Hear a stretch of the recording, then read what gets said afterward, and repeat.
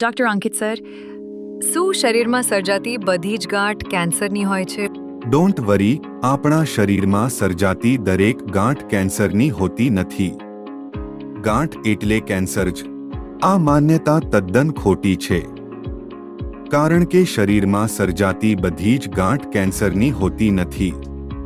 ગાંઠ શું હોય? ગાંઠ એટલે તમારા શરીરના સેલ્સનું અનિયમિતપણે વધવું. કેટલીક ગાંઠ ત્વચાને સ્પર્શતા અનુભવાતી હોય છે અને કેટલીક ગાંઠ શરીરની અંદર થતી હોવાને કારણે એ સ્પર્શથી નહીં પણ લક્ષણોથી અનુભવી શકાય છે. ગાંઠ કયા પ્રકારની હોય? સોફ્ટ અથવા તો હાર્ડ, દર્દ સાથેની અથવા તો દર્દ વિનાની, વિકાસ પામતી અથવા તો વિકાસ ન પામતી. દરેક ગાંઠ કેન્સરની હોતી નથી. લિપોમા આ ગાંઠ ફેટથી બનેલી હોય, સોફ્ટ હોય. સિસ્ટ તરલ હોય. ફાઇબ્રોએડેનોમા આ ગાંઠ બ્રેસ્ટમાં થાય, જે સોફ્ટ હોય, મૂવેબલ હોય.